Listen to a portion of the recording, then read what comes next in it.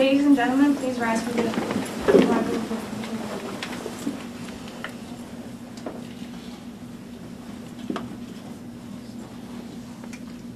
All right, welcome. Welcome everyone, have a seat. So I'd like to thank everyone for coming out for the promotion. I know that your time is valuable, but I want to put it out there that I'm appreciative that you gave a little bit of your time to participate in TJ's promotion. And I know that he's appreciative as well. So, now, he asked me to keep this short, but I'm going to use boss's prerogative here and try to honor his wishes, but explain how he got to this point. So I think that's important that you know, that you understand how he made it to the point where he's actually getting promoted to captain. Now, with the enlisted ranks and the officer ranks, there are several key traits that you look for at each level, whether it be an airman or it's a first lieutenant, that you look. Yeah, they evaluate them on the AOPR and they evaluate them for moving up to the next level.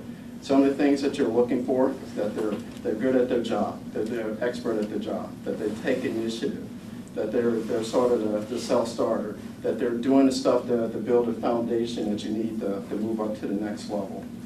Once you move beyond that, you're looking to make sure that they're starting to lead their peers, and then they're starting to become like first line, you know, and above supervisor.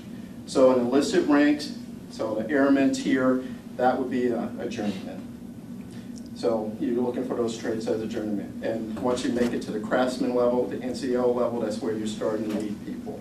Now, little known fact, well, most of y'all guys might know, TJ, after receiving his bachelor's degree in computer science and engineering from the University of California, he enlisted. He became let me see if I got this right. You were a secure comm maintenance troop, correct? Yes, sir. So he enlisted as a troop. Now, those traits that I just mentioned, he exhibited them right from the start. So normally, the move from up to the level of staff sergeant E5, it takes about 4.5 years to make it to that point. Well, TJ did it in just over 3.5 years, which is basically the men, the average men, didn't make it to that point. So he exhibited that he had the traits to make it at that level. He continued his success and went on to OTS in 2008.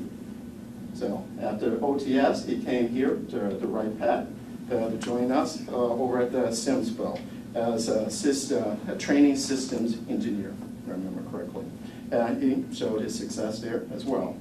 He showed the initiative. He showed that he was an expert in his area, that he could get things done, that he could build that foundation. Some of the things that I pulled out of his OPRs that indicates that, well, he was over at the simulator division as a training system engineer. Let's see, my number one of 4 CGOs. CGO of the Corps winner a couple times. That he leads the way, exhibits skills beyond his peers. So all of those sort of fall into those traits that I explained before. Now, after doing his 2 years over at the SIMSPO, he decided to join us here in the Warfighter's Readiness Research Division. So he showed initiative there as well. He was one of the first persons in the building. So he showed initiative by help transition the Mesa folks, all of Mesa, up to this building. He was on the leading edge of that to help us get up here. So that was appreciated. So let's see. Again, yeah, he learned his trade and built the foundation. In the 2 years that he's been here, he's already a level 2, Spurdy level 2 in systems engineering. He's a level 2 in science and technology system management, and he's a level 1 in program management. And on top of that, he's completed his master's in computer engineering. So all that stuff, he's built the foundation, he showed that he's an expert in this area, and he's starting to lead. He's already leading. So he's showed success in his journeyman phase, meaning the lieutenant phase for officers. Same traits, officers and enlisted. And he's proven that he's ready for the next phase, where he can go into the craftsman level, where he can actually be a captain. So when you're promoted, what they're looking for at promotion boards, they look at your records to make sure that you excel at that current phase, the lieutenant phase, second lieutenant, first lieutenant in this case. They want to make sure they promote you not because you did well at that stage, they promote you because you can do well at the next stage.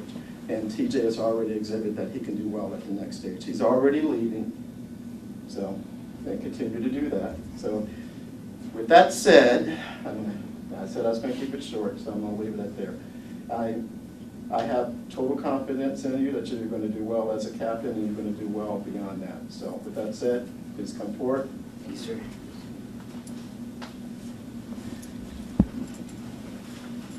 Attention to orders. The President of the United States, acting upon the recommendation of the Secretary of the Air Force, has placed special trust and confidence in the patriotism, integrity, and abilities of First Lieutenant Thomas Joseph Oleas. In view of these special qualities and his demonstrated potential to serve in the higher grade, First Lieutenant Oleas is promoted to the grade of Captain, United States Air Force, effective 24 February 2013, by order of the Secretary of the Air Force.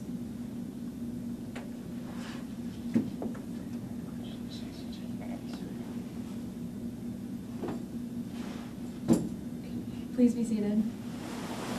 All right.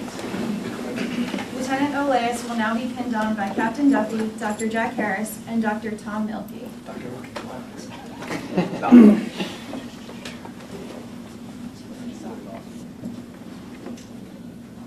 Get in there good, Tom. Blood wings. Blood shoulders. What's that?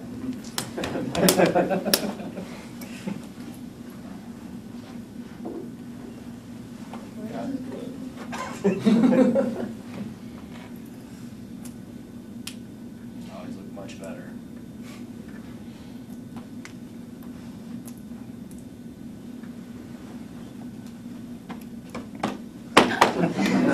Thanks,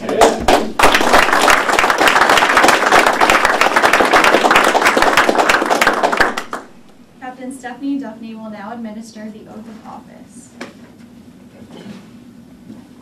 Raise your right hand and repeat after me.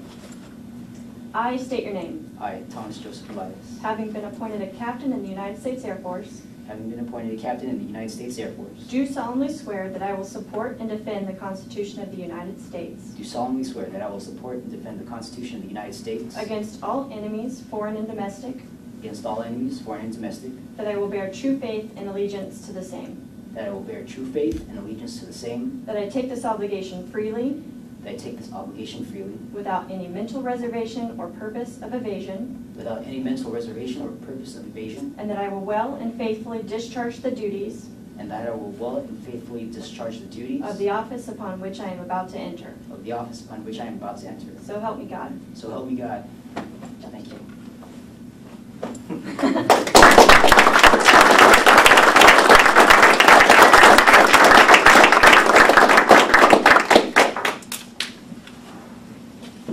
All right, so I've got a lot of words to say. I'll try to get through it. I didn't actually ask you to go real fast, but it's.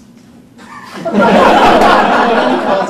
sorry. All right. Sorry about it. Hey, thanks everyone for showing up. I really do appreciate it. Let me get through this quick. I got a lot of people to thank. First, I want to thank God, not in the cliche, without Him, nothing is possible kind of way, but just for letting me be here in this place at this moment in time in our history, for letting me experience challenge, and for giving me the chance to help build a stronger community through public service. I want to thank my parents, mom and dad, Lola Mami, Lola Daddy. They're going to be watching this later. For taking care of me pretty much all of my pre-Air Force life, giving me guidance as a kid, and doing their best to teach someone who pretty much always wanted to learn things the hard way anyway. Joanne and Trish for being upstanding, patient younger sisters.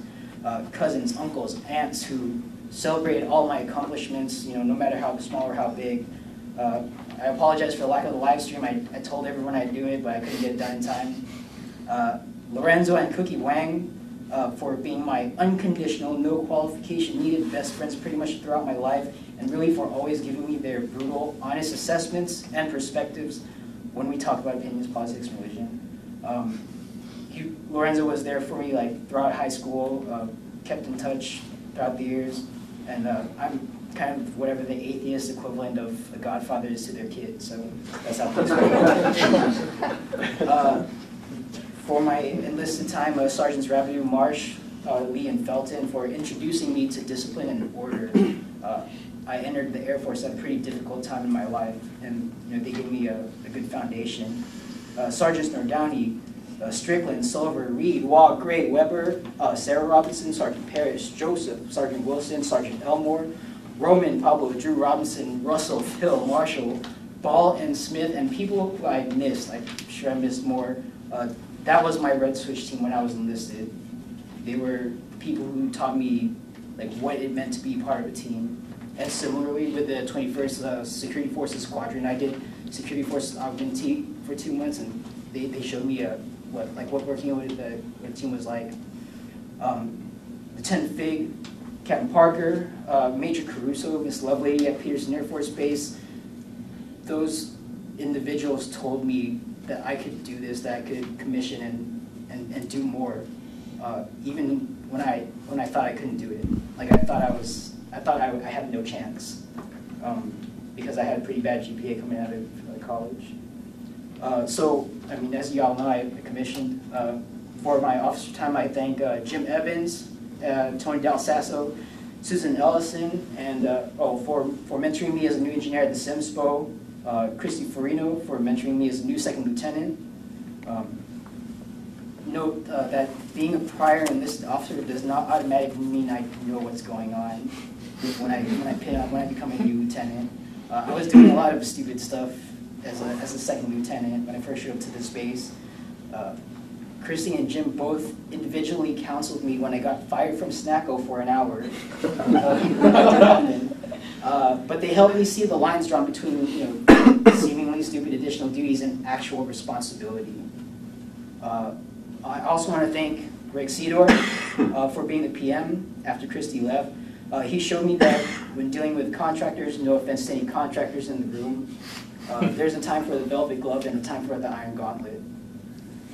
He also got me connected to this unit and put the idea in my head that I could be here and still be part of the training sim community. So thanks to that, thanks to you, sir. I also want to mention Mark Aduccio, Chief Engineer at the SIMSPO, for giving me the opportunity to make the ITSIC 2010 Awards Banquet happen, and for giving me a key piece of simple advice. Sometimes all you need to do is get the right people to talk to each other and then step back and let them work. Talk about removing barriers to communication. I learned that sometimes I need to remove myself. Sometimes that's what it takes. I want to thank Captain today, also Ray Gerard, who is also promoting today and is now flying MC-12s for AFSOC, for being an example to me as a peer and demonstrating enthusiasm and excellence for any job. If for some reason you think I'm enthusiastic about my job, you didn't see I had like a 1-month post-commissioning silent second lieutenant crisis, which that's when I got fired from Stacko. When I realized my job at the sport was not quite what I had expected to be, his enthusiasm was the no-kidding example to me that I could choose how to react to a non-optimal situation. Whether or not he realizes it, he showed me how to turn challenge into an opportunity to excel. And today I see that as a critical realization that helps me deal with new challenges and hardships. Thanks. Captain Duffy, of course, Stephanie Duffy, who, when not swearing in random promotees at promotion ceremonies, is the best program manager I know at the Air Force Lifecycle Management at the Air Force Lifecycle Management Center. She helped me realize that sometimes you have to choose between the right thing to do and the legal thing to do, and to always choose the right thing. So thank you.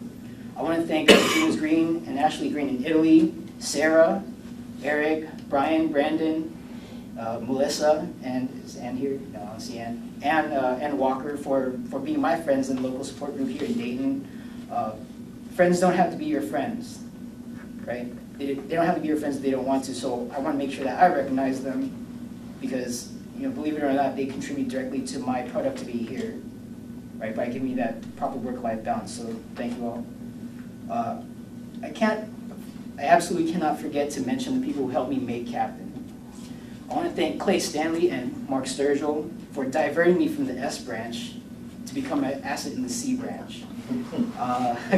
There was a point where I had yet to come to terms with the fact that instead of working on fast jet simulators, like I was originally expecting, I'd be developing code to simulate mental processes.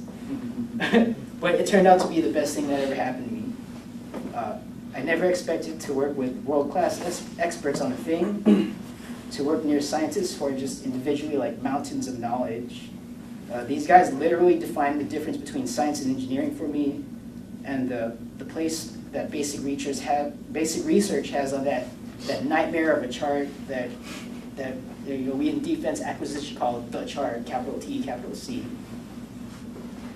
Whereas what AFRL does is grow tech from a tree of theoretical knowledge to something the warfighter can hold in their hands.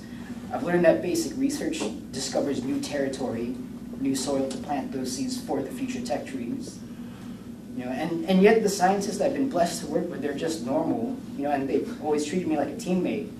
I've never felt that I've been talked down to or somehow belittled for not being like them. They brought me into their cognitive modeling family, even though I pretty much understand their science as a stack of software engineering challenges.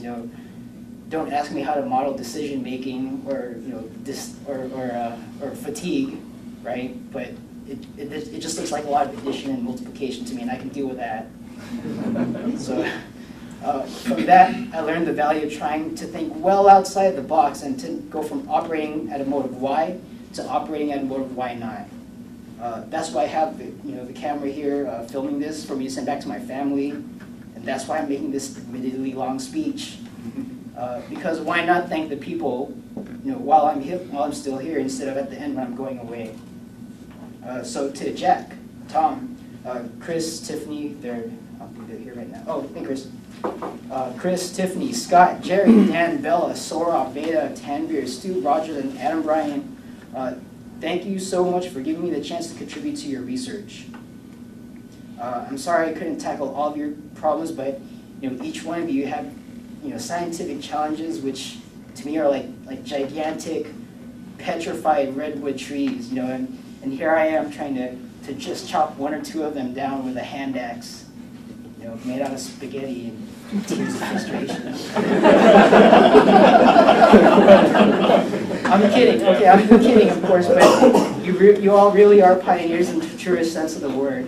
And any future LT with any coding chops will have no problem finding work in your branch. Absolutely. You've given me quite the goldmine of opportunity to demonstrate excellence, and I can only thank you for that opportunity and hope that I did not disappoint. I can't forget to mention the great people outside of the C branch, of course. My peers, the CGOs of the division, past and present, the civilian men and women of the S and O branches, Branch Chiefs Major Vituzak, Sam Griffith, and of course my supervisor, Mark Sturgill, Deputy Division Chief, Lieutenant Colonel Lewis, and of course our Division Chief, Colonel Spencer, who has granted me the honor of being the presiding officer at the ceremony. Thank you. I apologize for a long speech, but I got a few more things to say. I really didn't want to have a ceremony. I'd be fine if all I had to do was a quick swearing and a pin on Monday before getting to work. But all this isn't about me. Adam Bryant, a former colleague of ours in the C branch, explained it to me this way: promotion ceremonies are not about the promotee. I realize that this is an opportunity during an official function to publicly thank the people who helped me get here. For me, I see this as really our promotion as a unit. This is our hard work, your investment into one person's early career paying off. For those of you who have yet to pin on First Lieutenant, don't fall into the trap of thinking that the first promotion is the give me and isn't worthy celebrating, because I did that when I pinned on First Lieutenant at the Simspo, and I regretted it the day after because I knew I let something important pass.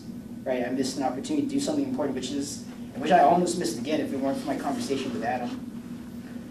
As some of you know, this year's captains were vetted through a board. There was a 92.9% selection rate, and while some might call that a high percentage, I happen to know a few people who I thought were great officers that didn't make it for whatever reason. So for me to treat this promotion with anything less than full appreciation would be a slap in the face to good people who I think fell through the cracks and didn't make it this time. To people who don't get selected for that thing you want, whether it's for promotion at captain or to a program like CNODP, for which I found out I did not get selected, keep the faith, right? Don't give up, because as long as you draw breath, you haven't failed yet. So I know this is a long speech, I know it's long, but I have 8 years in, and I've been blessed to have so many people help me develop and grow along the way. And if somehow I make major, I plan to give this speech all over again and then some. Because that's how important I think recognition is. I hope that for the people here who get the opportunity to be promoted, that in 8 years you too will be blessed to have 4 pages or more people to thank. So thank you.